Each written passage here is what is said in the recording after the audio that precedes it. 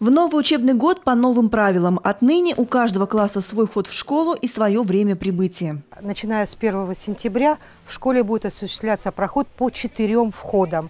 Родители, учащиеся, педагоги четко знают, они проинструктированы, проведена большая разъяснительная работа по тому, в какое время и к какому входу приходит какой класс. Вот мы с вами видим, да, 5В, 5Э. Конкретное время – 7:30. А в 7:45, как пройдет первый поток из пятиклассников, последует второй. В здание будут заходить уже семиклашки. Такой ступенчатый период входа позволит качественно провести утренние фильтры, измерить температуру каждого ребенка и педагога. И самое главное – выполнить одну из главных новых задач – не допустить больного человека в здании школы.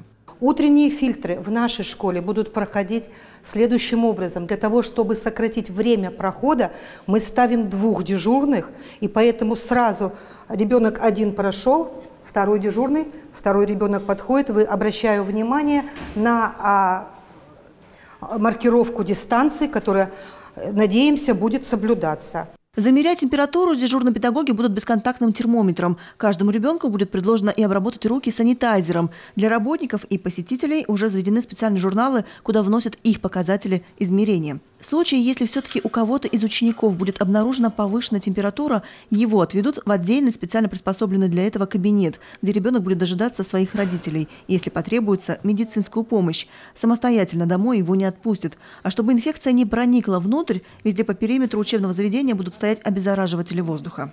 Для обеззараживания воздуха в каждом учебном кабинете, в столовой, в спортивном зале, в рекреациях будут установлены рециркуляторы. Кроме того, в школе будет усилен контроль за соблюдением графика проветривания кабинетов и других учебных помещений. Еще один важный момент. Отныне за каждым классом будет закреплен свой кабинет. Из-за этого в некоторых школах, возможно, будет увеличена вторая смена. Сделано это исключительно для того, чтобы всем классам хватило учебного пространства. Так, в 26-й школе в первую смену продолжат учиться 25 классов, во вторую всего 12. В каждом кабинете предусмотрена установка рециркулятора и имеется строгий график проветривания кабинета. Кроме того, в каждом кабинете находится локтевой дозатор с антисептическим средством. Учитель будет контролировать использование его, и если у ребенка какие-то аллергические признаки, он будет пользоваться просто мылом. А еще в каждом классе бумажные полотенца, будет соблюден питьевой режим, обеспечено необходимое освещение. Все для того, чтобы детям было комфортно проводить весь учебный день в одном кабинете. При этом отдохнуть в рекреации можно будет, но только в своей. Свободное перемещение детей в школе отныне под запретом. За порядком будут следить дежурные учителя. Конечно, мы с волнением готовимся к приему наших первоклассников. В этом году в нашу школу будет открыто 7 первых классов.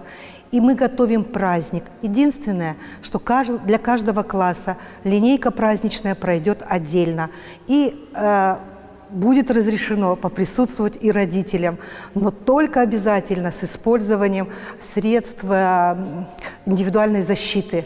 А потому в школах республики с нетерпением ждут первоклассников и их родителей. И надеются, что они запомнят этот красивый праздник, даже несмотря на ограничения, которые вносят в нашу жизнь коварный вирус. Любовь Лапина, Олег Юшков, телеканал Юрган.